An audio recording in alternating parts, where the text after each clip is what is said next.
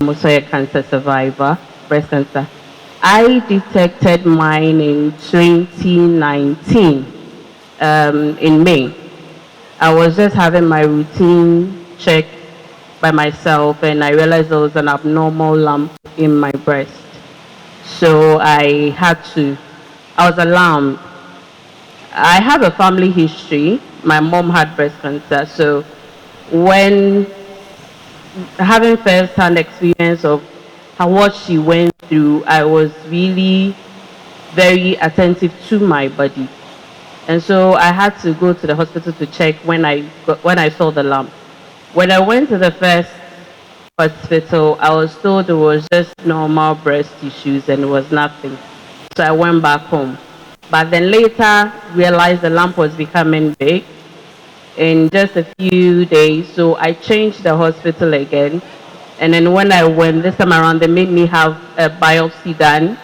And I had an ultrasound. And when it came out, they said it was cancer. It was a very trying time for me because then I was 24 years, young lady, trying to navigate life and then being hit with breast cancer. Not, when someone is going through it and you see it, you might feel for the person, but when you are the one going through it yourself, it's a different kind of feeling. So even though I'd witnessed my mom's journey, when it hit me, it was a bit rough for me. My mom is late, so it's just me and my siblings. And so when it happened, I didn't know how to break the news to my siblings. I'm the firstborn and I have younger ones. So I didn't know how to break it to them because we all had this emotional breakdown when my mom was going through hers. And so I felt like having to let them go through this emotional trauma again would be something. So I held back. I think I told them a few days to my surgery, and it was so bad. Mine was also a ductal invasive carcinoma, a stage 3. When I went, they told me they couldn't save my breast, and I had to cut my breast. And as a young lady who is not married, who doesn't have kids, I had a very tough time, accepting the fact that I was going to part with my breast. But then Dr. Ansafo, she was my oncologist, and she spoke to me, said it wasn't the end of the world. I could opt for reconstruction.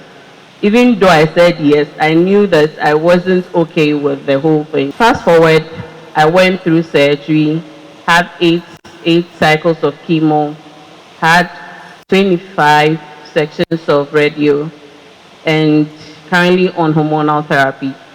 And I had reconstruction done as well. But when I was going to do the reconstruction, I told them to cut the other breast because I didn't want any recurrence, because I knew I had friends who took one off and then the other one, it happened.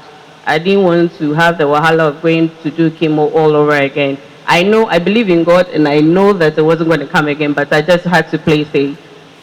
And so it's not been a very nice journey, but it's taught me strength. It taught me strength that I didn't know I have.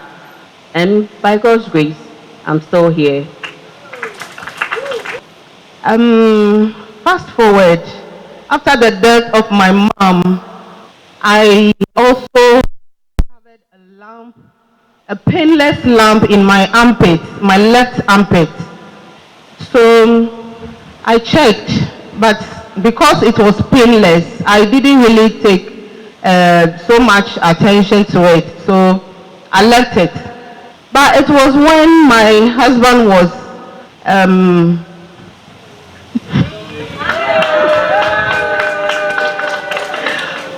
it was when my husband was playing around my nipple. That was where I felt a sharp pain. I thought it was a bite, like I thought he bit me, so I was angry. Then he said, no, how could he do that? So I checked my other breast, and that one, there was no pain. So I realized that there was a problem with my left breast. So fast forward, I had to go to the hospital for checkup. So I went during one of our screenings. So that was in October 2019, after my mom passed away to the disease. So in October, I was asked to do a mammogram because of the strong family history of cancer. So I did a mammogram, they saw the lump, and I was asked to do a biopsy. I did a biopsy and it came out cancerous.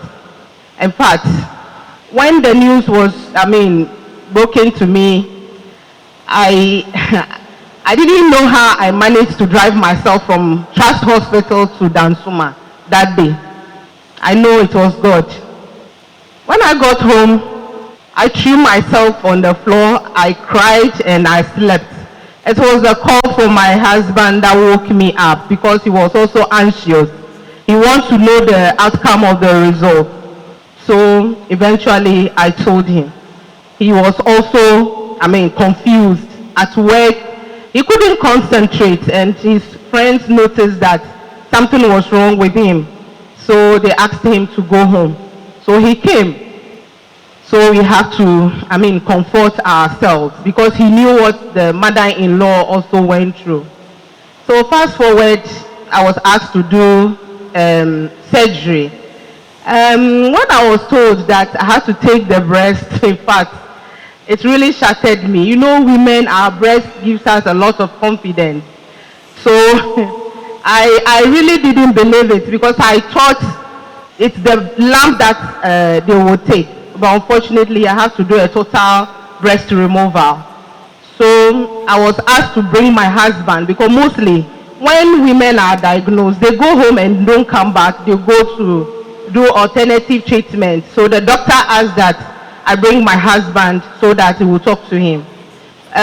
We came and my husband was like, oh, he does not have any problem because he saw what cancer did to his mother-in-law, which was my mom. So he was very supportive, in my journey.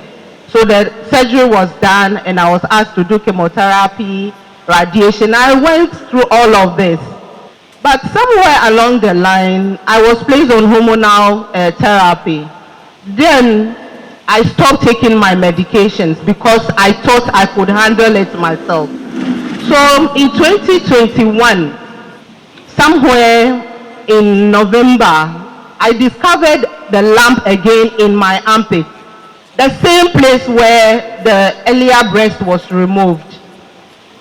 That was where I realized that I had made a big mistake by stopping my medication. I think facing going through the side effects is much better than dying. So I always stress on it. I had a recurrence in 2021 and have to go back to the theater for the lump to be taken where there was no breast. So when it was decided that I had to take the lump, I also decided to take my other breast as well. And that breast had no cancer because I chose to take it for fear of recurrence in that one also. So the doctors agreed and they took my other breast. So as I stand, I don't have the two normal breasts. These are procedures. So I've been placed on hormonal therapy because my type of cancer is estrogen receptor positive. So I'm on a hormonal therapy. I will take it for 10 years. Yes. So what I would say is that you should stop the stigma. Let's love anyone who is going through cancer treatment or anybody that you know it's, having cancer. Let's love them. Any kind of support that would have to give, please, let's give it to them. Thank you so much. Women are diagnosed with breast cancer who never make it to the hospital. And even the data we have, it comes from Korle Bu Teaching Hospital, Komfo Anokye. in a few other places. So we know for sure that there are more women who are diagnosed with breast cancer who do not make it to the hospital at all. Having sat in the clinic for many years and seen people with advanced disease, one of our mentors, if you know about breast cancer in Ghana, you must have heard about Prof. Lamte. He thought it was a good idea to set up an organization that would be responsible for training Ghanaian healthcare workers in issues that surround breast cancer. But in addition to that, to get people who've been treated for breast cancer to join us, to build a force that can advocate on behalf of all of us, because the truth is that about 1 in 12 women will develop breast cancer in their lifetime. Elsewhere, it's actually 1 in 8. So in the developed countries, it's about 1 in 8.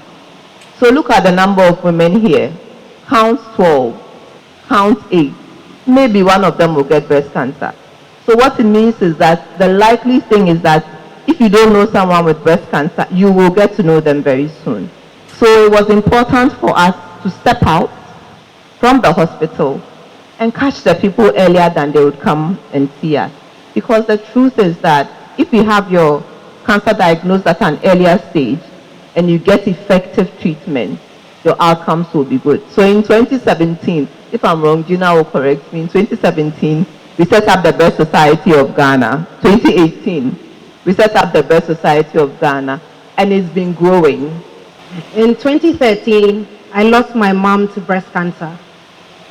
It all happened within about 8 months from the time she started getting sick. And at the time, she refused to even get diagnosis.